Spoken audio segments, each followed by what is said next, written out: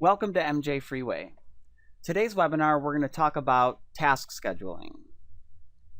We're going to cover a few of the basics of task scheduling and get into a little bit of functionality. We're going to talk about creating tasks for employees, whether on the store side Gram Tracker, the grow side Grow Tracker, or the kitchen side Mix Tracker. We're going to be able to create tasks for employees.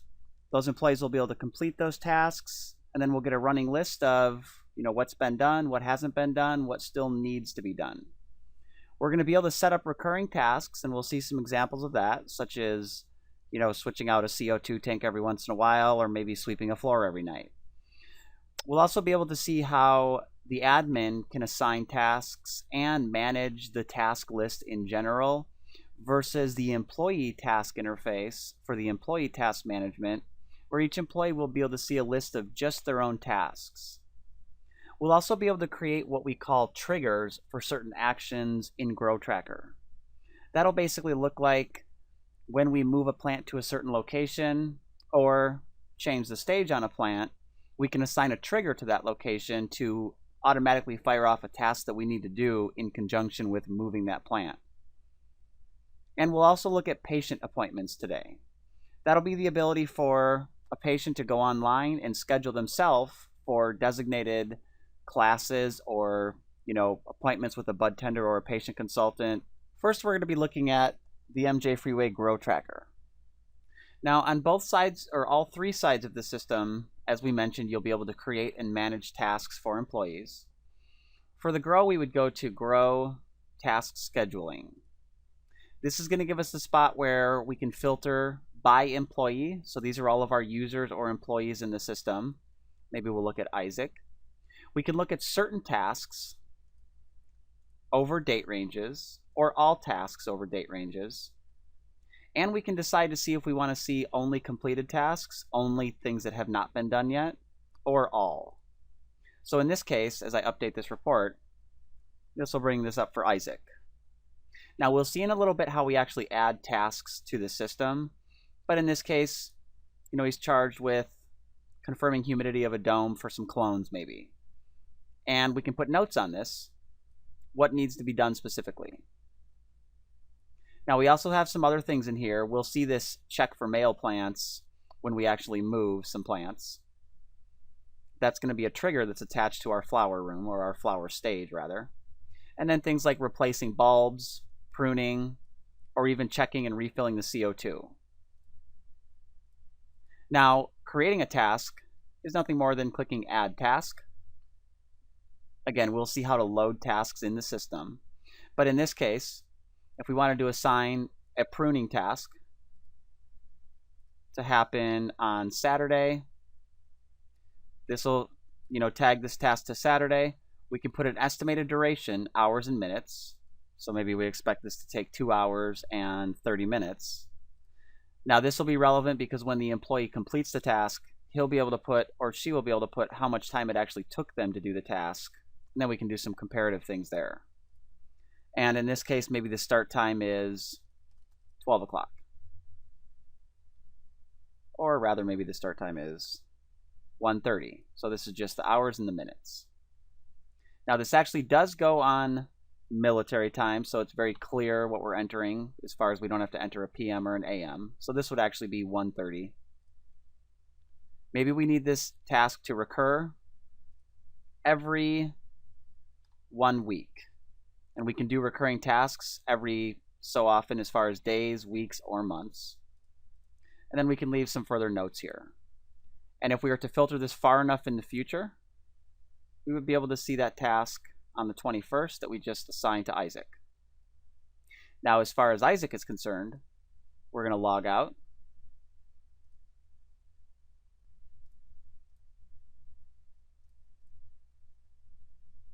Now Isaac's over on the store right now, so he'll flip over to the Grow.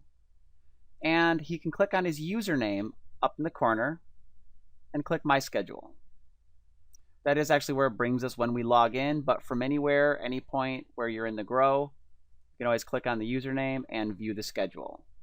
Now, as we'll see when we create a few tasks, we can also attach pictures to those tasks. So here we might want to see this week and we can show completed tasks or not. And here we've got a humidity dome that is recurring. So we're checking this more than likely twice a day or so. And then we've got a few pruning tasks I put in here, a CO2 refill. The employee will also be able to see the notes that you put for them. And when a certain task is done, we'll hit complete. Then we'll add the number of hours or minutes that it took to complete that task. Now we can go over to the store side. And Isaac's schedule will actually remain the same, but at the store, since he works at both the store and the grow in this scenario, but at the store we can go into admin scheduling, and we'll see the same kind of interface here. So we can add a task. Maybe we're going to do a sweep floor for Isaac, although we can assign 2 people to this task if we need to. Then we're going to give it a date, also on Saturday. Maybe this is just supposed to take 30 minutes. And maybe this needs to be done after he prunes. Well, I'm sure he's not pruning in the store. But either way, we can recur this to once every day. So maybe we're just sweeping the floors daily. Now, as far as the task scheduler itself, we do have the ability to add a user with the permission of schedule only. As you saw on the last screen, there's a print schedule button, so we can create schedules and the employee can print them out. But we can also create a user for maybe somebody whose only job is to do things you assign them, but nothing necessarily in MJ Freeway. They'll still be able to use MJ Freeway to complete their tasks, and this schedule only role will give them only the ability, no matter where they log in, to only see their schedule and complete tasks. So they won't be able to perform anything else in MJ Freeway. Now as we move back over to the grow, we're going to look at some triggers. So the triggers are the secondary tasks that I mentioned at the beginning. And those basically look like, as if you're familiar with MJ Freeway, we can go to our locations. And in this case, we've got, a clone room and some arrow cloners, a veg room with some trays, flower room with some trays, and so on. Now on this task column, we can schedule tasks so that every time we move plants to that location, it fires off a task for us. And this same thing happens with stages. So in this case, we're moving from clone to 2 to 5 at some point, and then to the nutrient cycle in flower, and then probably for a short flush before we harvest. But maybe the idea here is anytime we move anything to the nutrient cycle, we want to make sure somebody is checking for male plants or male nodes. We save those changes. Now that trigger is set to the nutrient stage. Now we can navigate over to our scan plant screen. I happen to have a group of plants in one of our veg tables. So if we scan those into the system, select them all, and move to our nutrient cycle, it lets me know that I have a new task, and I can immediately hit my schedule, and that new task is check for male plants. Now, along with this, we also have the ability to schedule patient appointments. And here's where we're going to dig in a little bit to the actual setup. So when we navigate over to Grow, Setup, Customize Lists, we have primary activities and secondary activities. And this is the same case when we move over to the store.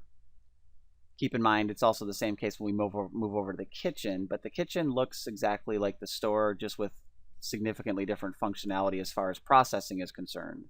But you'll still have your admin customized lists, and you'll have primary and secondary activities. The primary activity is basically just something you will apply to one of your employees, or something you'll create for a visitor appointment. So as we can see in the confirm humidity, if I edit, we have just the title and we've attached an image. So this is the same thing as if we were going to add a new task. We can give it a term name and select a file. The visitor appointment is going to tell us whether or not this schedule or this task will be available for patients online. In this case, we have visit with a patient consultant, and we can see it is available online. So when we navigate to our online shopping cart in admin settings, online orders, this is the website address that will hold both our online ordering shopping cart and our scheduling ability. Now you can set patients up with logins so they can actually get into the online shopping cart. And then we'll move over here and we'll log in Dawn. Now as soon as she's logged in, she'll have the ability to schedule an appointment. She'll decide maybe it's going to be next Friday. And then these appointments are all available. Once she schedules, she can confirm the appointment. Then when we navigate back to the store side, we can go to patient scheduling.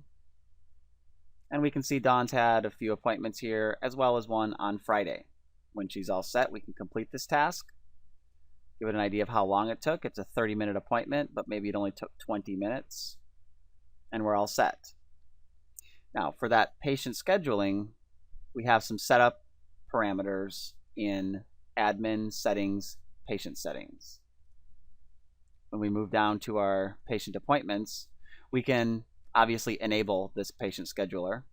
We can decide how long the appointments are going to take. We can do it however many concurrent appointments. So if this case we're having bud tenders being scheduled or patient consultants being scheduled, and maybe we have 2 available appointments every 15-minute block of time, we'd have 2 at the same time. We have our hours from open to close and the days of the week that we're closed.